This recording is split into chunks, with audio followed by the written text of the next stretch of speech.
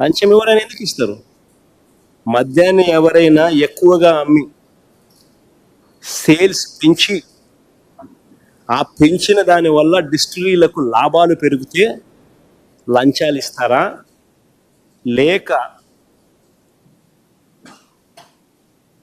Sales తగ్గిపోయి వాళ్ళు తక్కువగా అమ్మి ట్యాక్సుల రూపేణా వారి మీద బాధి దానివల్ల సేల్స్ తగ్గి దానివల్ల వాళ్ళకు రావాల్సిన లాభాలు తగ్గి అలా తగ్గితే ఎవరైనా లంచాలు ఇస్తారా? ఒకసారి ఆ టేబుల్ ఒకసారి చూపించము. ఒకసారి ఈ టేబుల్ను ఒక 10 నిమిషాలు అట్టే పెడతాక 5 నిమిషాలు పెడతా. ఒకసారి అందరు చూడండి టేబుల్ను. 2018 నుంచి 2019 మధ్య చంద్రబాబు చివరి సంవత్సరం ఒకసారి గమనిస్తే 3,84,00,00,000 కోట్ల 3.84 కోట్ల కేసులు లిక్కర్ అమ్మకాలు జరిగితే బేర్ అమ్మకాలు 2.77 కోట్ల కేసులు. ఆ 5 సంవత్సరాల చంద్రబాబు నాయుడు గారి పాలనను ఒక్కసారి చూడండి. 2014 నుంచి 2019 దాకా లిక్కర్ సేల్స్ ఎలా ప్రతి సంవత్సరం పెంచుకుంటూ పోయాడో ఒక్కసారి గమనించండి.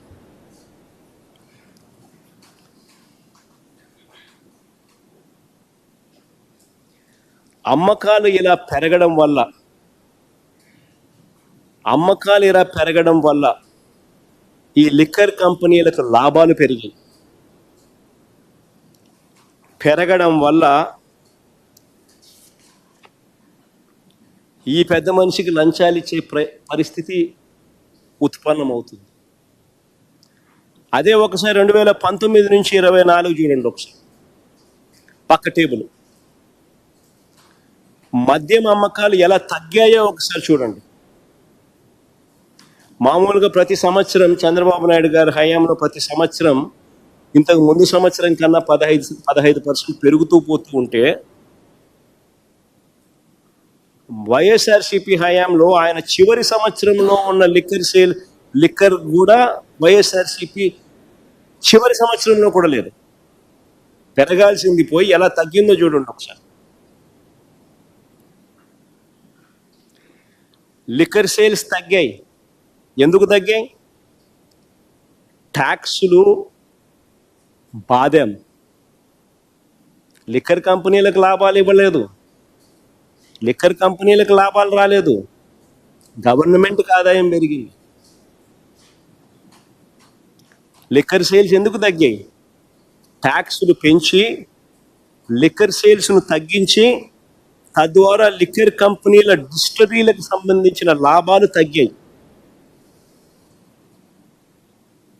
లిక్కర్ సేల్స్ తగ్గాయి, ట్యాక్సులు పెంచి లిక్కర్ సేల్స్ను తగ్గించి తద్వారా లిక్కర్ కంపెనీల డిస్టిలరీల లాభాలు తగ్గించి రాష్ట్రానికి ఆదాయాలు తీసుకొచ్చాం.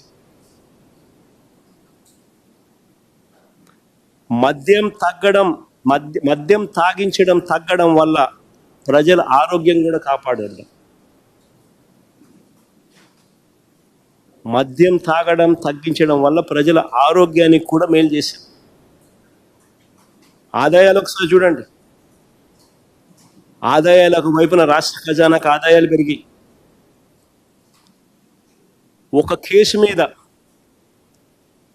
కేసు మీద వైఎస్ఆర్సీపీ ప్రభుత్వ హయాంలో ఒక కేసు మీద రాష్ట్ర ప్రభుత్వానికి వచ్చిన ఆదాయం ఎంత అని చూస్తే 5,649 రూపాయలు ఒక కేసు మీద రాష్ట్ర ప్రభుత్వానికి వచ్చిన ఆదాయం వైఎస్ఆర్సీపీ హయాంలో. అదే చంద్రబాబు హయాంలో ఒక కేసు మీద రాష్ట్ర ప్రభుత్వానికి వచ్చిన ఆదాయం కేవలం 2,600 రూపాయలు. తేడా చూడండి.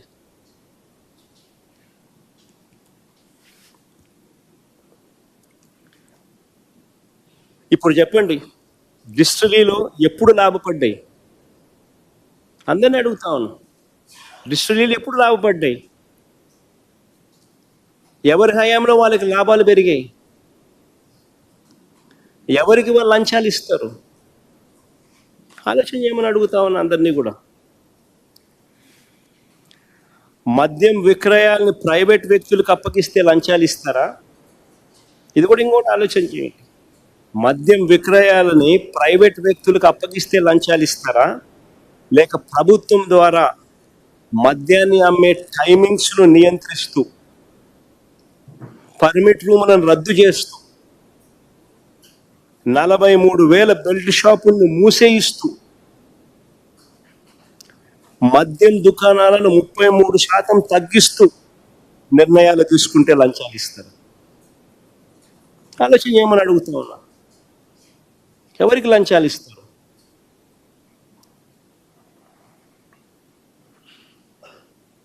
మా ప్రభుత్వ హయాంలో లాభ ఆపేక్ష లేకుండా లిక్కర్ అమ్మకాలను ప్రభుత్వమే చేసింది, లాభాపేక్ష ఉండకూడదని.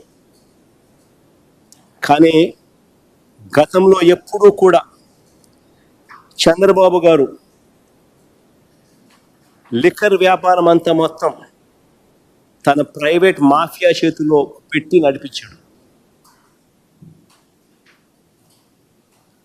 షాపుల కోసం ఇతరులు ఎవరూ కూడా దరఖాస్తు చేయొద్దని బెదిరింపులకు దిగారు. అవునా కాదా? ఆలోచన చేయమని అడుగుతున్నాను. లిక్కర్ షాపుల్లో మన టెండర్ మన దరఖాస్తులు పిలిచినారు. ఏ రకంగా జరిగాయి? మంత్రులు, ఎమ్మెల్యేలు, పోలీసులు ఏ రకంగా బెదిరించారు? మనం అందరం చూసాం. ఎవరు షాప్ పెట్టినా కానీ 30% కమిషన్ వాళ్ళకి ఇచ్చేలా గేమ్ ప్లాన్ చేశారు. ప్రతి లిక్కర్ షాప్కు పర్మిట్ రూమ్ పెట్టారు. ప్రతి ఊళ్ళో, ప్రతి వీధి చివర, ప్రతి గుడి చివర, ప్రతి బడి పక్కనే లెఫ్ట్, రైట్, సెంటర్ బెల్ట్ షాపులు కనిపిస్తూ ఉన్నాయి. ఈ బెల్ట్ షాపులు, ఈ షాపులు ఏ టైంలో అయినా అందుబాటులో ఉన్నాయి. తెల్లవారుజామున 5 గంటలకు పోయిన షాపులు మందు షాప్ తెరిచి ఉంటుంది. అర్ధరాత్రి 12 దాటిన తర్వాత కూడా మందు షాప్ తెరిచి ఉంటుంది. మందు డోర్ డెలివరీ చేస్తూ ఉన్నారు. బియ్యం డోర్ డెలివరీ చేయడంలా ఆపేసినారు, కానీ మందు డోర్ డెలివరీ చేస్తూ ఉన్నారు.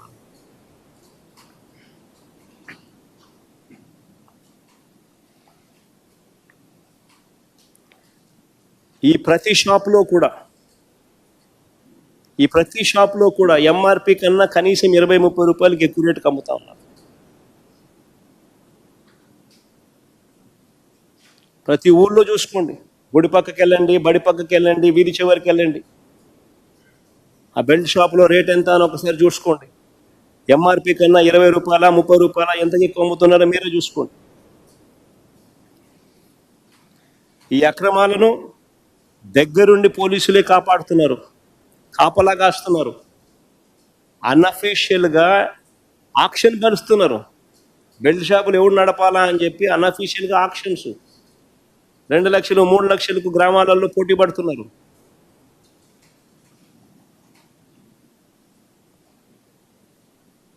₹20, ₹30 ఎంఆర్పి కన్నా ఎక్కువ రేటుకి అమ్ముతున్నారు. దగ్గరుండి పోలీసులు